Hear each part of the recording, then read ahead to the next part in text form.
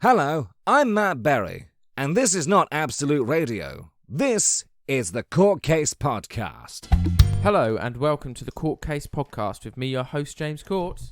And Sweet Tea. Prepare to board a short flight today because we're going to be getting on a plane with DB Cooper as we talk about the hijacking and find out exactly what happened and where the hell he might have gone and who he might have been. Strap in, guys. It's going to be an exciting mystery all after this. I'm going to come by and check that your seatbelts are fastened.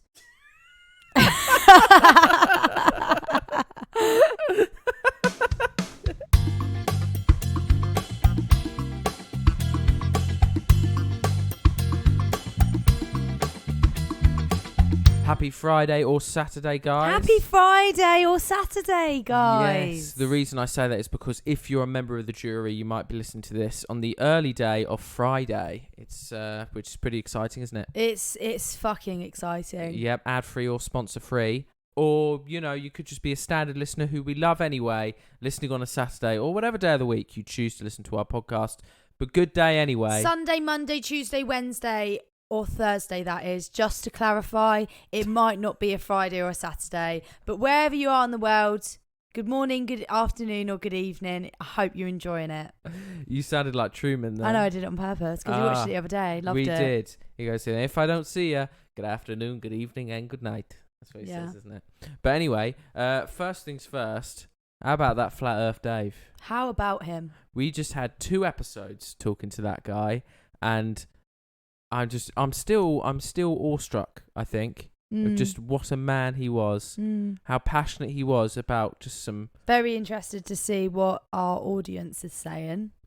Something that I just realised is I've got a fossil on my desk, and so I should have just shown this on the call and be like, explain this, Dave. Yeah. Dinosaurs existed, you bum. I doubt he'll listen to any more episodes by us. No, he's too busy doing his research. Yeah, he's too busy. He goes on a lot of podcasts, I think. Yeah, I think so. I got that impression. But because he kind of just, it was his podcast. It was, yeah. He sort of takes it over and just shoves the information. James and T who? Don't know. Yeah, don't know who those guys are. This is now the Court Dave podcast. What was that noise? But it just wouldn't be that, would it? No, it wouldn't. But anyway, this is a big topic that we got today. It's massive, guys. We hold the sarcasm. We probably won't have time for any other topics on today's episode. Because I like to be thorough when we do episodes like this. So like the Alcatraz episode, like the moon landing episode, which Dave did not like. I've done about 5 or 6 pages of research. I watched 2 documentaries. I watched a documentary by a YouTube channel, a guy called Let Me Know, called The Mystery of DB Cooper, which was probably the most informative out of the 2 things I watched. The one afterwards I watched was the latest Netflix documentary, which came out this year, called DB Cooper, Where Are You? I watched that, and I also did some research online. I read about 3 or 4 articles and the Wikipedia page. So I like to think that I'm very informed on the subject, informed enough to do a good podcast on it. Yes, I think you are. Nice. Sorry, I was just quenching my thirst. That's okay. And how much do you know, T? I know as little as can be. I know what happened, and that's at the end of the story. That's good to know, because what I like to do with these ones is I like to have T know absolutely nothing, so that, like the audience, she can just learn in real time and we get the real reaction. Well, that's assuming that the audience knows absolutely nothing like me. Yeah, that's a good point. They could be coming to this podcast because of the topic and they're so interested by it. Yeah. Or even DB Cooper could be listening to it thinking, fuck, they could be onto me. Yeah, maybe. Hiya. We'll find out by the end. But another reason I wanted you on for this one particularly, not like you're on every other episode. No, I'm not. This is a first time appearance for me. Yeah, but anyway, is because you are a flight attendant. I am. I am one of those. This topic involves a hijacking, so you might be able to shed some information and well, light hopefully. on stuff like that. Possibly. I haven't experienced one myself. No, to but clarify. you've done the training and things. Yeah. So, but it took place a while ago, so things might be a little bit different now. Yeah, obviously security is like massive now. Yeah. But we're just going to crack on. Okay, so the mystery of DB Cooper, here we go. So it starts in 1971. How old were you in 1971, sweet Tim? Probably not even thought about. Mental. Mad. Yeah, I also was in the same boat as you, or plane. So this is the only unsolved case of air piracy in aviation history. What about the plane that disappeared and then came back years later? That's not been proven to be piracy or anything. What's piracy? Piracy is a pirate, so someone that What? takes over, commandeers a vehicle. So air piracy. So someone. Oh, sorry. Right, got you. Yeah. Got you. So the missing Malaysian flight could be piracy, but it's never been proven. Right, got you. So this is, the only unsolved case of air piracy in aviation history. It happened on the afternoon of November 24th, 1971. Okay. So what is that? 40, 50 years ago? 60. Something. Fuck off. The 70s was 60 years ago. 30 to 2000s, and then we're 22. So it's like that's 20 plus 30, that's at least... Oh, wait, that's 50. Fuck, I can't do maths. Okay, fair enough. Anyway, so a middle-aged man with a briefcase walked into Portland Airport in Oregon and purchased a one-way ticket to Seattle, Washington. He paid in cash. Got it? Yeah, I got that. Right. So the man's ticket listed him as Dan Cooper. He, 36 other passengers, and a crew of 6 people boarded the plane. The plane was Northwest Airlines Flight 305. So there was a crew of 6 people. On an average flight for you, how big's the crew? 4. 4. Okay, so this had more crew on. Yeah, that's ridiculous. Normal. 36 passengers and 6 crew. Does crew include pilots? Yeah. Okay. So that probably would have been still 4 crew for 36 passengers. Whereas now we have 4 crew, and I think we can have up to like 160 on the plane. That is mad. Something like that. Okay, so Northwest Airlines Flight 305. Cooper sat in the middle of the last row of seats on the right side of the cabin. So he was right at the back in the middle row. Mm-hmm. Okay. He ordered a drink, a bourbon and soda, and he had a smoke because this is the 70s. Yeah, you could smoke on planes. madness. Cooper was described as being middle-aged, around mid-40s, wearing a black or brown business suit, black raincoat with a thin black tie and a white shirt. Okay, so very plain dress, so just basically a normal black suit, black tie, the lot. Once the flight was cleared for departure, he handed an envelope to flight attendant Florence Schaffner. Schaffner, assuming the note to contain a lonely businessman's phone number, dropped it into her purse unopened. Cooper leaned toward her and whispered, "Miss, you better look at that note. I have a bomb." Why is that the accent you thought of? I was just going with any sort of standard American-y right. accent. So he whispered to her, "Miss, you better look at that note. I have a bomb." Mm-hmm. Okay, so scary stuff. Inside the envelope was a note featuring a handwritten message stating that he had a bomb. "I have a bomb here, and I would like you to sit by me." That's what it said. Mm-hmm. Schaffner sat down beside him and saw 8 sticks of dynamite inside his briefcase. Cooper's demands were, "I want $200,000 by 5 p.m. in cash. Put it in a knapsack. I want 2 back parachutes and 2 front parachutes. When we land, I want a fuel truck ready to refuel. No funny stuff, or I'll do the job." Mm-hmm. Bonus fact I've got here, adjusting for inflation, the $200,000 ransom would be $1,338,000 today. Jesus Christ. So quite the ransom. A lot of money back then. Yeah. Once the flight was airborne, Schaffner went to inform the cockpit crew, while another flight attendant by the name of Tina Mucklow remained by Cooper's side. Using the telephone in the rear, Mucklow acted as an intermediary between Cooper and the rest of the flight crew for the remainder of the hijacking. So the first flight attendant has gone to the front to be with the rest of the pilots and the rest of the crew, and a new flight attendant, Mucklow, is sat next to Cooper using the phone to go back and forth with any new demands or anything. Yeah. Right? Mucklow said that Cooper was not nervous. He seemed rather nice and he was not cruel or nasty. Cooper offered her a cigarette and, despite having quit, she accepted. I probably would accept in that scenario.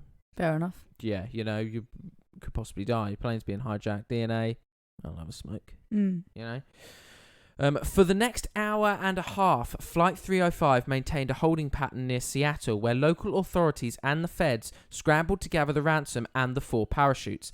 10,000 $20 bills were collected from a local bank, and the owner of a nearby skydiving school supplied the parachutes. At 5:45 p.m., over 2 hours past its scheduled arrival, Flight 305 landed in Seattle. It was well after sunset, and the plane was brought to a remote section of tarmac. The ransom and the parachute were handed over to Mucklow, who brought them back on board. Attempting to break the tension, Mucklow jokingly asked Cooper if she could have some of the money. He readily agreed and handed her a packet of bills. She immediately returned it and explained to him that it was against company policy to accept tips. This is a very strange situation. How, it's just all strange. It's so strange how they've, just done it. And, fair enough, she's made a bit of a joke. Yeah. Because, obviously, he doesn't seem to be a nasty person. But it's just so weird, isn't it? To be like, oh, I'm going to give you all this money so you don't blow up our plane. Haha, can I have some? Yeah. I don't know. So, can you accept tips? No, I don't think so. Okay, I've never been in that situation. Well, what interests me is normally I'd put the money into. We have a charity bag on board, so I'd put the money into the charity bag. Right. Okay. Because what surprises me is most sort of customer facing jobs, waitressing when you're in a restaurant or a bar, you get tips and you accept tips. And I know from what I've learned from your training and stuff, being an air hostess is a lot more than just being a waitress in the sky. There's all of the health and safety and things like that. But the public perception generally of an air hostess is someone that's sort of like a waitress in the sky. So you would think the tip rule would, transfer from the ground to the air. Mm-hmm. But yeah, I know. It's the first thing people say to you is like, oh, when can I get a tea and coffee? Right. Literally, sometimes before they've even sat down. Don't even bother to tip you. And, oh, when can I have a tea and coffee? I bet Americans would. Oh, gosh, tip. I don't know. Yeah. I don't really know. I've not really heard of it. But anyway, so the plane is landed in Seattle. Mm-hmm. They're sorting out the demands for him. Cooper then permitted 2 of the flight attendants, as well as all of the passengers, to disembark. Many of these passengers had not realised the flight had even been hijacked. That's pretty good going, to be fair. Obviously, they're very small, different planes back then. Obviously, Cooper clearly didn't want to cause a panic. Yeah. So quite polite of him to spare the majority of everyone. But I mean, it's good going because obviously they've diverted. Yeah. And these passengers are just chilling, why have we diverted? And they have no idea. Yeah. So there are now only 4 crew members on board plus Cooper. Cooper then told Mucklow to inform the captain that he wanted to fly to Mexico City. They were to fly with the landing gear down, the flaps at 15 degrees and below 10,000 feet. What the hell? Mm-hmm. The lights in the cabin were to be switched off and the aft stairway was to remain extended. That's the stairway people exit from. On this plane, it was located at the rear. Yeah, planes now don't have really stairs in the door. They're very rare. That you get like a jet bridge attached into the terminal, or you get steps attached to get you onto the ground. So that's a very, very old plane. Okay, so this hijacking in particular is extremely unlikely to happen now. Well, hijackings are obviously less common now. They don't happen. I don't know when I last heard of one happening. And if they were to happen, you wouldn't be able to get your stairs out from your door mid in the air and it's just doors, isn't it? And leave it open. So yeah. So 2 of these demands by Cooper could not be satisfied. The flight configuration he requested would not allow for a non-stop flight to Mexico City. Because of this, Cooper then suggested a refueling stop in either Phoenix, Yuma, or Sacramento before they all agreed on Reno, Nevada. So they're going to stop at Reno, Nevada, and then continue on to Mexico City. I love how they're all like sat there like having a little briefing, like, right, how are we going to make this hijacking work for you? I know. Yeah. Secondly, it was not possible to depart with the staircase extended. Cooper agreed to retract the stairs on the condition that Mucklow remain by his side and taught him how to extend them once the plane was airborne. Oh my gosh. So he's going to learn how to extend the stairs himself once the plane is in the air. Mm-hmm. So, after being parked for nearly 2 hours due to the complications with refueling, Flight 305 was back in the air by 7:36 p.m. Less than 5 minutes after takeoff, Cooper told Mucklow to head for the cockpit, and that from this point onwards, he was not to be disturbed. So what? Sorry, the hijacker had said to Mucklow to go away, basically. Yeah, so basically go to the front of the cockpit with I think it was just basically the 2 pilots and her and now crew. on the plane. I know it was another crew as well. Yes, that was correct. It was only 4 members of crew. Yeah. They were to be at the front of the cockpit, and they were just to leave him on his own at the back. What I don't understand about this already Mm-hmm. is the authorities. Yeah. They've obviously told the authorities what's going on. So when they're refueling, why didn't they just sneak on, arrest him, bish bash bosh, call it a day? Well, what I think the idea is because hijackings, I don't know how this hadn't happened commonly that much before. Commercial air travel was only maybe a decade or so old. Yeah.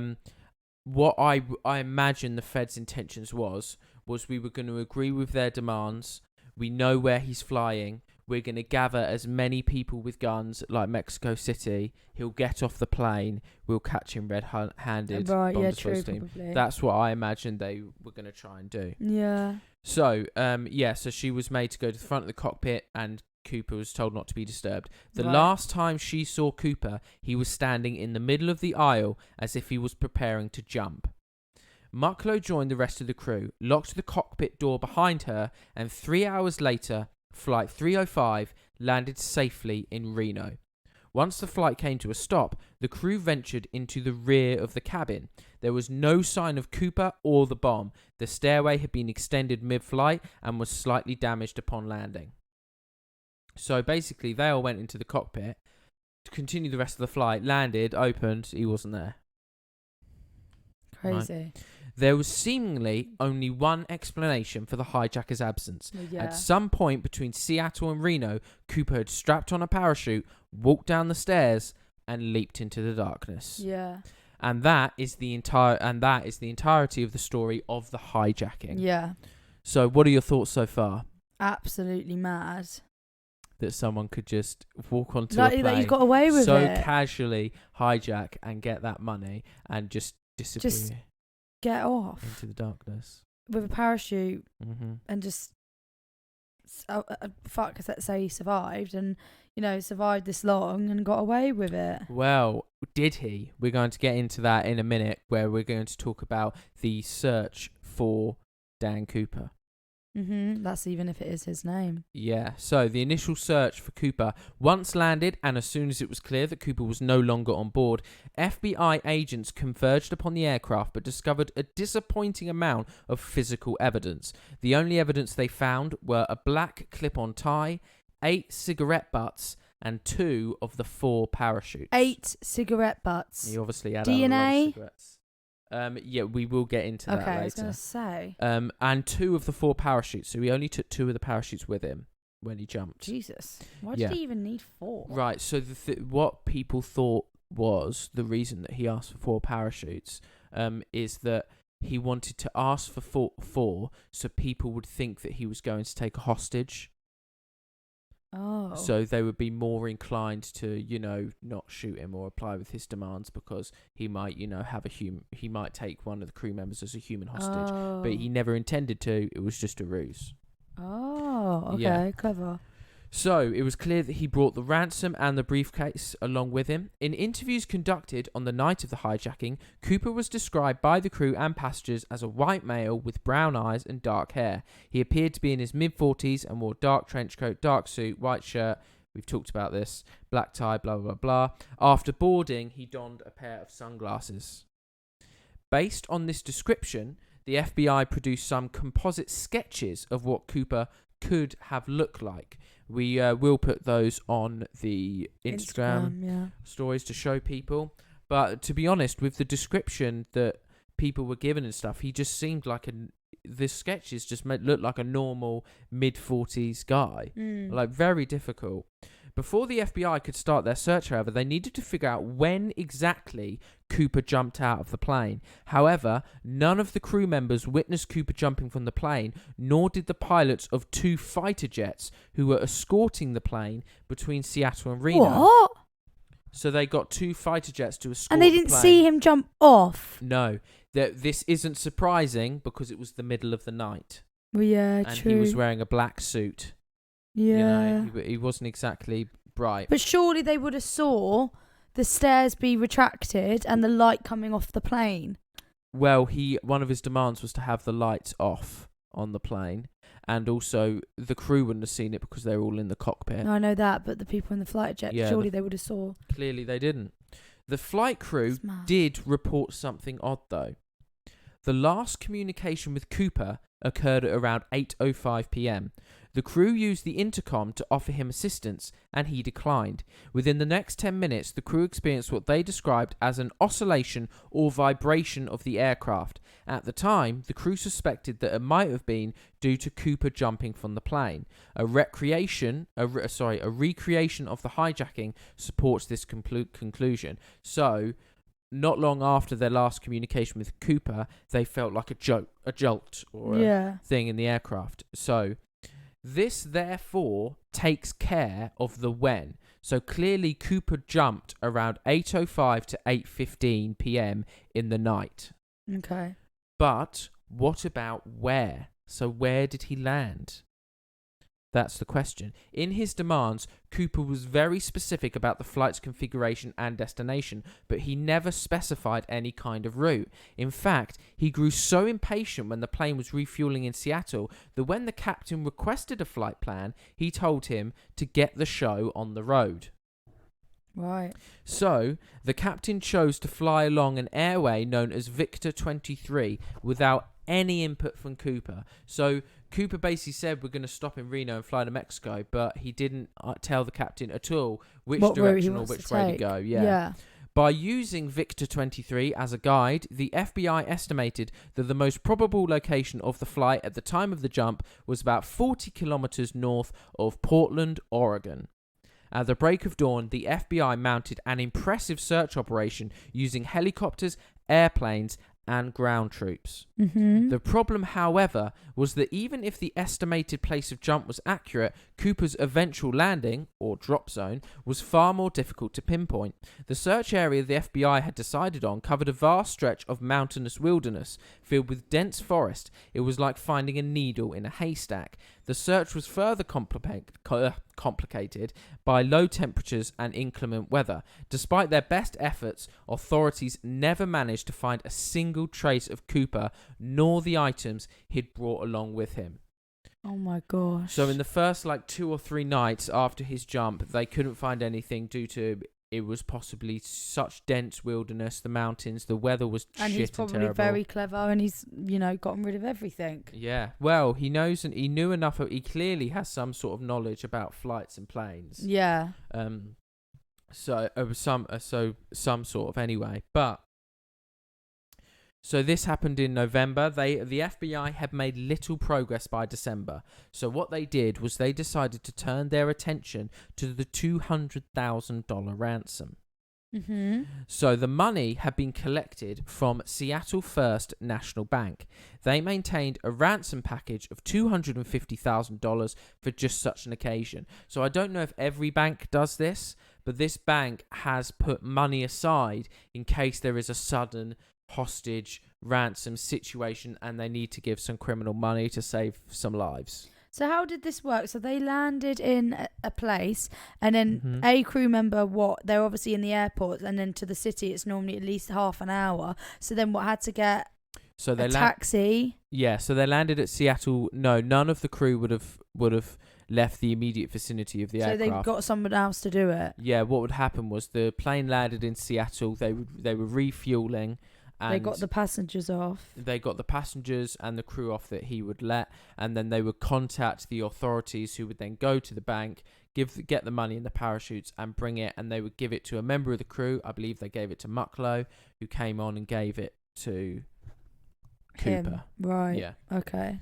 So this bank had put $250,000 aside for these sort of hostage situations. Yeah. Because of this, the serial numbers of the 10,000 $20 banknotes that were given to Cooper were documented in advance. Brilliant. So they had written Great. down Yeah. the serial numbers of every single banknote.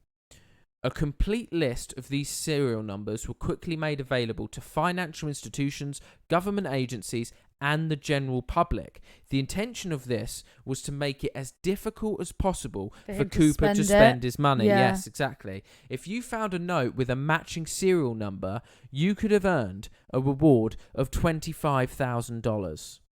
So I've Well, put... then surely DB Cooper would hand in all those things and say, "Give me my actual money." Yeah, but then they would just catch him, wouldn't they? Yeah, but he could pay someone to do it for him, so they wouldn't. It doesn't look like Yeah. him. That's what that smart person would Mm. do. I've got a bonus fact. So, if you found one of the $20 banknotes and you gave it in to the authorities, you would earn a profit of $24,980.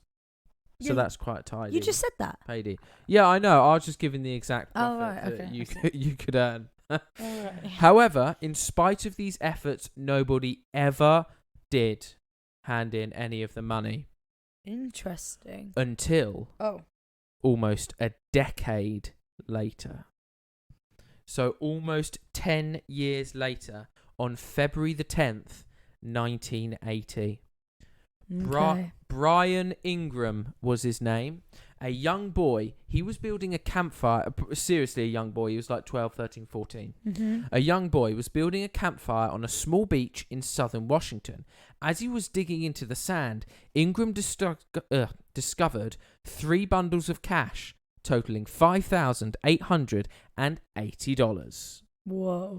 Having heard about the infamous hijacking, Ingram's parents brought the severely degraded bundles to the FBI. The notes were promptly inspected, and sure enough, the serial numbers matched those of the ransom. Jesus. So it's been buried for 10 years. Well, this specific bundle was buried, yes.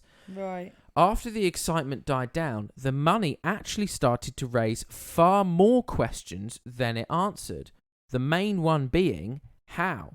How did the money end up so far away from the estimated drop zone? It was 27 kilometers away from where they initially thought Cooper had landed. Right.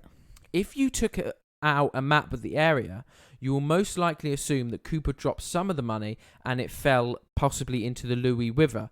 The bundles would then carry themselves downstream by the Columbia River before being washed ashore at Tina Bar. Tina Bar is the name of the beach where he found the bundles of cash. Okay. So if you went on Google Maps and looked, the Louis River goes through the drop zone and then down to Tina Bar.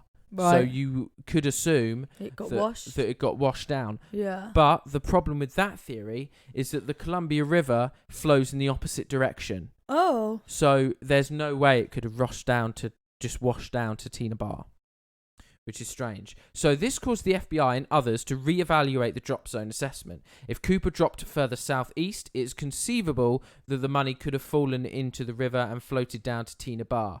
Or alternatively, if the flight path was further west, the money could have simply landed at Tina Bar. But these theories aside, natural explanations struggle to explain how 3 independent, potentially free-falling or free-floating bundles of cash ended up at the exact same place on the exact same beach. Yeah. Because these 3 bundles of cash weren't attached to each other. They were separate. So how did they all manage to end up in the exact same place? When Ingram discovered the bundles, the elastic bands which held them together were still intact. This is significant because tests conducted in 2009 revealed that this brand of elastic band could not withstand exposure to open air or water for more than a year. What? So, yeah, they would have degraded. Yeah. No, that's crazy. That's what I'm saying. If it's been 10 years. Yeah, so unless the bundles were somehow protected from the elements, they must have been buried at Tina Bar within a year of the hijacking. So there is no way those bundles of cash ended up at Tina Bar without human intervention. Yeah. Absolutely. The most probable explanation then is that Cooper or someone else deliberately buried the money. Did Cooper survive and bury the money himself? Did someone else bury the money after finding Cooper's body? The answer to these questions has eluded investigators for decades. Today, at Tina Bar or the Washougal River, there has been no sign of Cooper or the rest of the money. Okay. So, I've got a little bit here on the chances of whether Cooper died from the fall or not. Right, interesting. So, there is no hard evidence for nor against Cooper's survival. When Cooper leapt into the darkness, Flight 305 was ploughing through a rainstorm at around 170 knots, 10,000 feet above southern Washington. Mm-hmm. So that's pretty high. The wind was so violent that it ripped off a placard from the stairway, which was later recovered in 1978, almost directly below the estimated flight path. To say that Cooper was not dressed for the occasion would be an understatement. He was in a bucking suit. Yeah, he was. His view from the plane was obscured by multiple layers of clouds, so he would have jumped without knowing his precise location.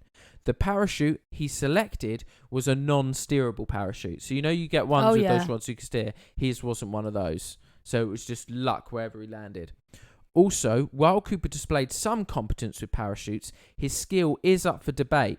It's widely believed that Cooper demanded 2 pairs of parachutes, 2 primary and 2 reserve, to make the authorities believe that he intended to take a hostage, which I explained earlier. Yeah. They didn't sabotage the chutes, though, as they didn't want to risk the life of an innocent civilian. However, in the rush to obtain the parachutes, the FBI accidentally provided Cooper with a non-functional dummy chute that is intended for training purposes. The dummy chute is one of the ones Cooper took with him, along with one of the primary chutes. So that suggests that he doesn't have adverse knowledge of parachutes if he couldn't recognise that it was a dummy chute and he took it with him. So, however, this may not have been a lapse of Cooper's judgment, as he could have used the dummy chute not as a reserve, but as a means to secure the bag of money. So he could have used one of the parachutes to fold up and secure all the money, and then the other primary chute as a normal chute. Now, here's what I've got on the chances of Cooper surviving. Authorities never received a missing persons report matching the description of Cooper in the wake of the hijacking.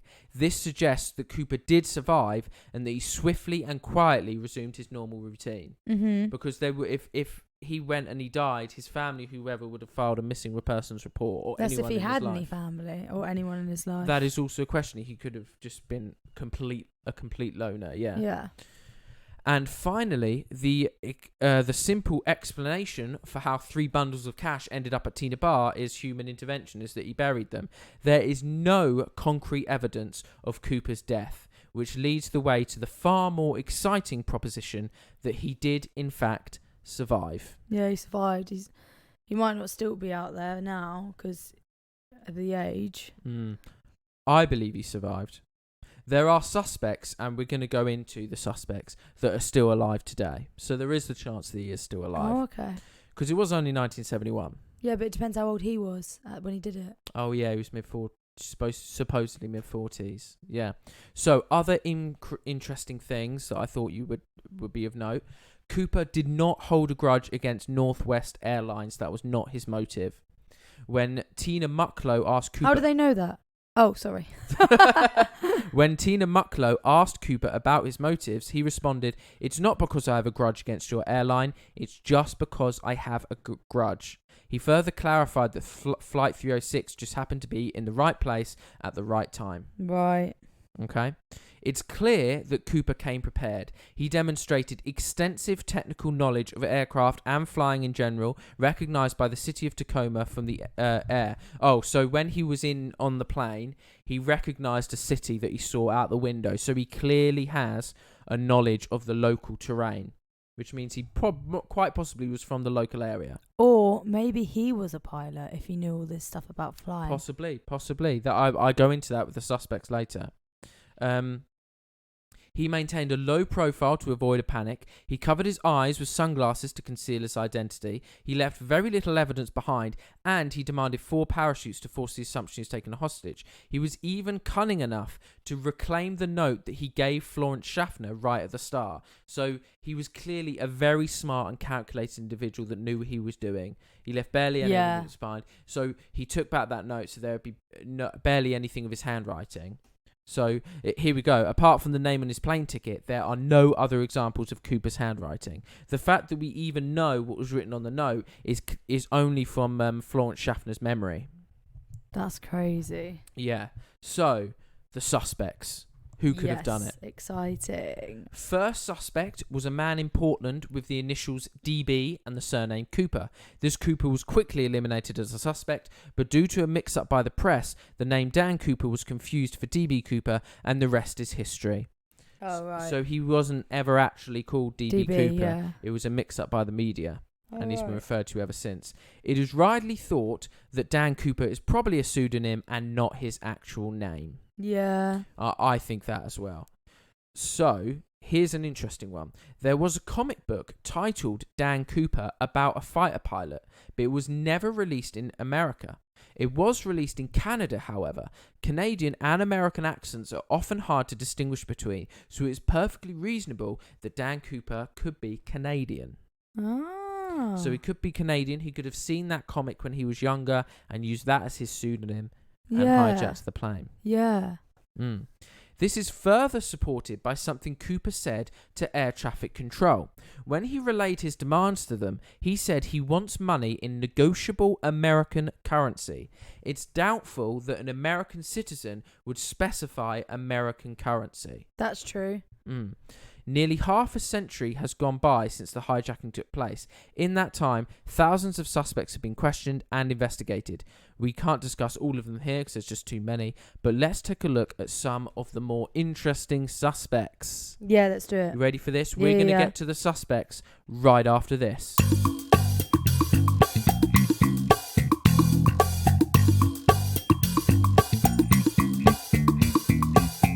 Right, so you've joined us back again. Here we go. So we're going to get to the suspects. And we're going to see. I might pick one that I think is the likeliest to be him, and you pick one as well. Okay. Obviously, I'll wait until you say them all. Obviously, yeah. So the first one is called Robert W. Rackstraw. He first became a suspect in 1978, 7 years after the hijacking. He was a suspect in the Netflix documentary DB Cooper, Where Are You? I'll get to that in a minute. He seems like a good candidate on the surface. He had a military background. He knew how to make a bomb. He had a criminal record. He had an uncle named John Cooper that was a skydiver. Oh my gosh. He was expelled from the army only 5 months before the hijacking, which might suggest a motive. When confronted by journalists and PIs, Rackstraw would neither confirm nor outright deny that he was DB Cooper. He would say things like, I could have been, or I would not discount myself. But on the other hand, Rackstraw had light-coloured eyes, which Cooper did not, and he was 28, not in his mid-40s. Now, I watched the documentary on Netflix, and the way that they framed that documentary, I actually didn't like it compared to the video that I saw on YouTube, because it felt like they were really trying to force him to be DB Cooper. Like, he's still alive now, and they were like going to his house without permission, and they were like shouting at him and trying to get him to answer questions. Ugh. Yeah, I know. And it felt like they have all these suspects, but it felt like the Netflix documentary were trying to force themselves to have the definitive answer Yeah. and force themselves it to be Well, Rackstraw. why do they think that some cameras and some men raiding his house is going to make him admit it now when it's been like 50 years? Exactly. But for me personally, yeah, maybe he could have looked old for his age, but if he was 28, I doubt he could have looked mid-40s. And also, his eyes were light-coloured, and all of the air hostesses and stuff have been really adamant about his eye colours being dark brown. And so I think that itself just discounts. I think everything else obviously is, very A weird coincidence. weird coincidences, but I don't think it's him. Okay, well, please don't Personally. tell me who you think it is until it's done. I won't. That was just the first one. I Thank just kind of you. want to rant about it because it annoyed me in the documentary. Yeah, no, I get It's that. also the fact that he's one of the only ones that's still alive. Yeah, so so they can now they're confront him in just real doing life. it on him, yeah. Yeah, no. Shit life for him if it turns out it wasn't him, do you know what I mean? Yeah. So, next one I've got is called Richard F. McCoy Jr. He first became a suspect in 1972, which is just a year after, when he hijacked a Boeing 727 and escaped via the stairway, much like Cooper. McCoy used a fake name, used an explosive device to threaten the queue, used handwritten notes to issue his demands. Both McCoy and Cooper used the phrase, "no funny stuff." He demanded $500,000 in cash and 4 parachutes. He also had a military background. He survived the fall of his hijacking and managed to survive 2 full days before he was apprehended and sentenced to 45 years in prison. Before his death in 1974, only 2 years after he did that hijacking, McCoy refused to confirm nor deny that he was DB Cooper. But, on the other hand, McCoy was an avid recreational skydiver and even came prepared with a skydiving helmet and jumpsuit, which Cooper did not. He gave very specific instructions about the flight path, which Cooper didn't. He used a different type of explosive and an unloaded handgun to threaten the crew. He failed to retrieve one of the notes he gave to a flight attendant. He was only 29 years old at the time of the hijacking, and 3 flight attendants were quite certain that McCoy was not Cooper. While there are many parallels between the 2 cases, McCoy is most likely a copycat that had heard about Cooper in the news. Yeah. I was just thinking that. Because how many years was that beforehand? He only did his hijacking a year after the Cooper hijacking. Oh, he did his hijacking a year after Cooper? Yeah. Oh. So he probably heard about it in the news. Sorry, I was this whole time I thought it was he did it before Cooper. No, he did it after. Oh, right. Okay, fair enough. And then what? And then he got sentenced to 45 years, but he got killed after 2? Well, he probably just died of a disease. Or Oh, something shit. Like I that, thought you meant like electric chair or something like No, that. no. Oh, right. Okay. The next suspect is called Dwayne L. Weber. First became a suspect in 1995, so ages afterwards, when, shortly before his death, he told his wife, "I've got a secret to tell you. I am Dan Cooper." Right. He lived a double life, one as a charming insurance salesman and another as a career criminal. He was arrested 16 times. Weber's wife and widow recalled a number of fascinating details. He may have owned a bank bag similar to the one used in the hijacking. He suffered a knee injury after jumping out of a plane. He apparently had a nightmare about leaving his fingerprints on the plane stairs. A year before the money was discovered at Tina Bar, Weber paid a visit to the same location. He had a military background, a criminal record, matched the physical description, and was 47 years old at the time of the hijacking, so mid-40s. On the other hand, Weber's fingerprints did not match any of the 66 unidentified fingerprints lifted from Flight 305, but those fingerprints could also not be Cooper's. Weber's DNA did not match a sample of the DNA collected from the tie clasp. So that one has got a lot of interesting parts to it. I think the bank bag is an interesting one. I think the fact that he was already living a double life as an insurance salesman and as a career criminal, I think that's a very interesting one. How many more suspects is there? We got 1, 2, 3 more suspects. Okay, let's hold our thoughts. Okay, the next suspect is called Barb Dayton. That's right, a woman. Oh. She confessed to being DB Cooper. She had the first sex change operation in Washington State. So she used to be a man.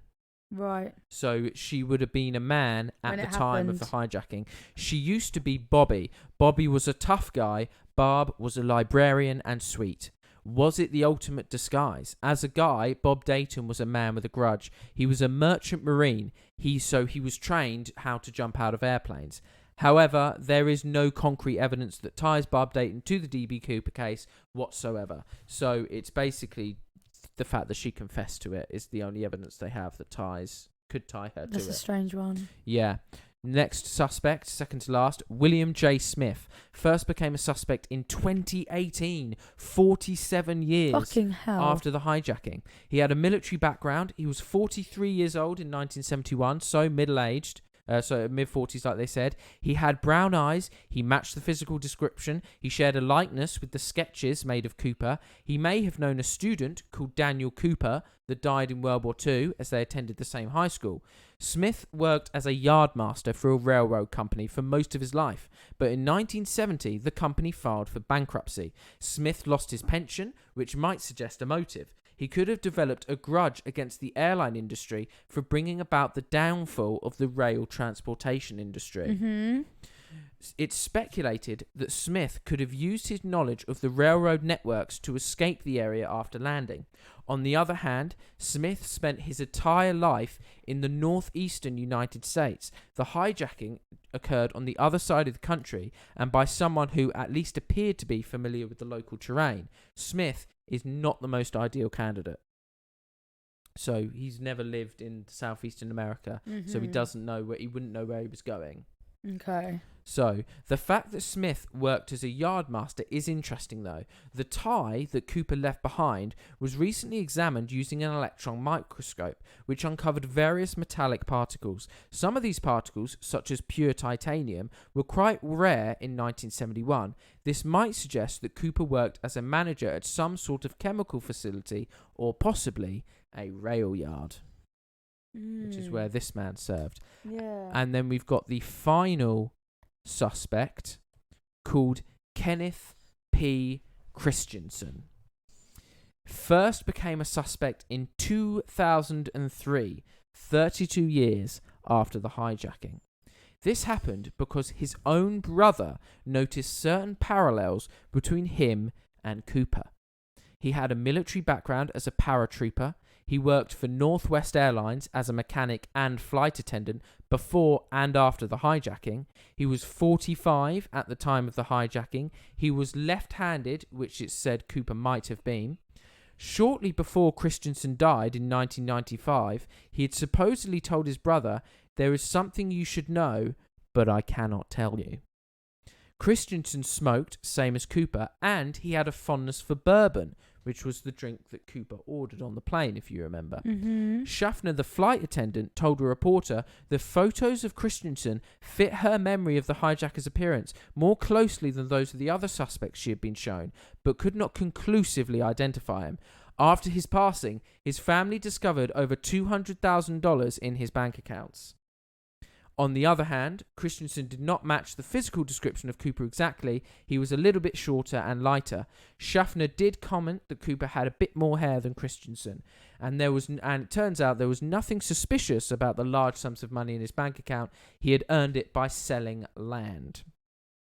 So that is all the suspects that I've got. And another interesting fact, just before I ask you what you think, the FBI likely had a much better source of DNA at one point. If you remember, 8 cigarette butts were collected from the scene, and there was a good chance that Cooper's DNA was on them. That evidence was lost at some point in the investigation and has not turned up since. Oh, for fuck's sake. I know. That is literally... That is the answer. That's the smoking gun, and they fucking lost it. As if. By now, in 2000s, they probably would have been able to analyse that. But out of all of those, who do you think could be the most likely suspect? I'm stuck between two. Mm-hmm. The second to last one. Okay, yeah. So that was the rail yard guy, William J. Smith. Yeah. Yeah. And then I think not the one before that, the one before that. So Dwayne L. Weber, the guy that said, "I've got a secret to tell you, I am Dan Cooper," and had the double life as the insurance salesman. Yeah. Okay, cool. Those two. Cool. I don't think the last one at all. Really? Yeah. Is that your one? He's one of mine. Really? Yeah. So I'll tell you why I don't think it is that. Why? Because if he was a flight attendant for that airline that he hijacked, he would know how to get down those stairs. Well, the thing is, he was a flight attendant for Northwest, and this was Northeastern Flight 305. Well, yeah, but like they're probably still similar, aren't they? And how to like get down the stairs. But that is a very good point that I hadn't thought of. He would have been trained. He to would know how operate to those do stairs.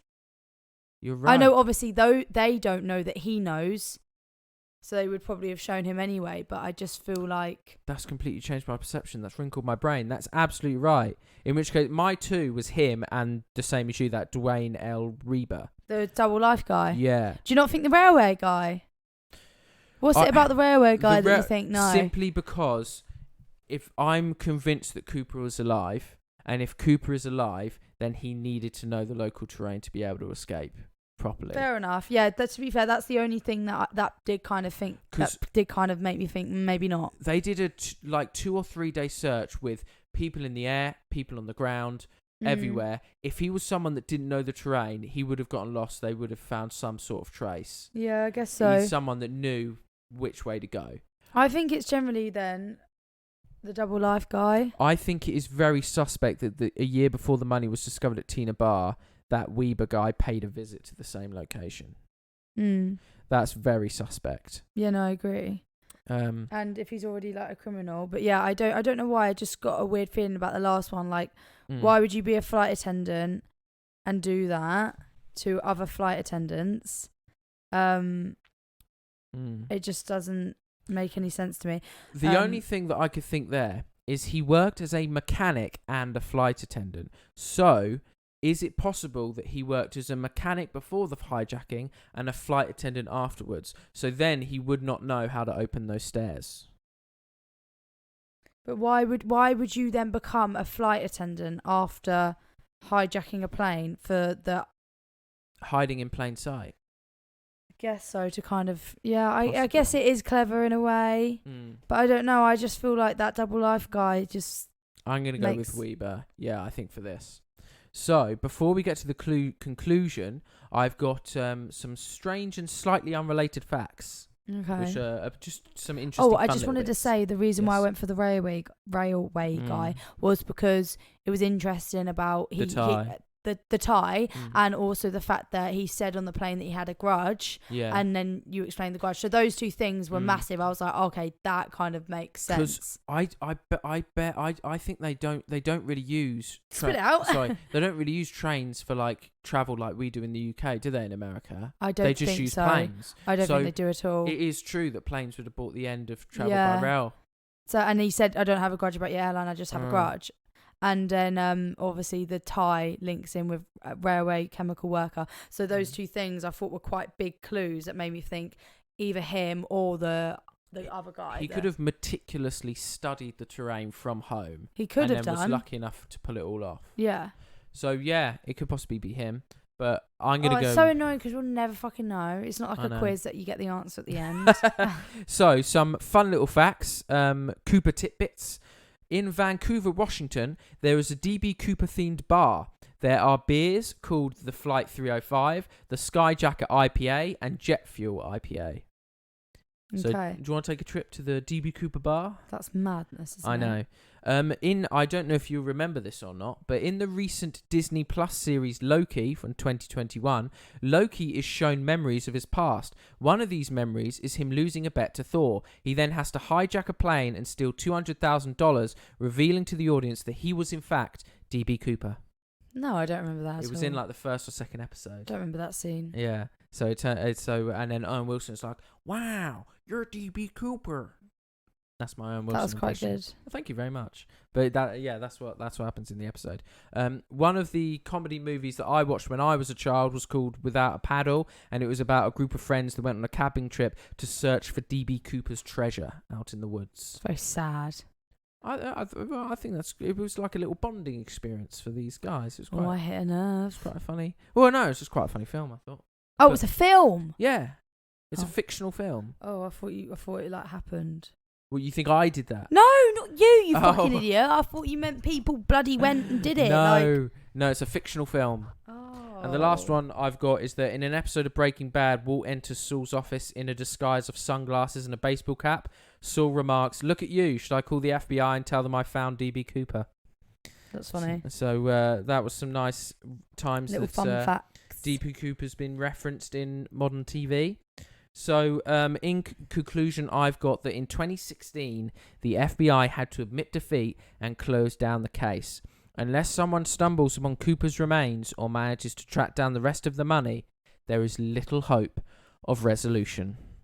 I think that's like the dream. Not like the dream, but like if you were to commit a crime, from a criminal's perspective, that's the dream.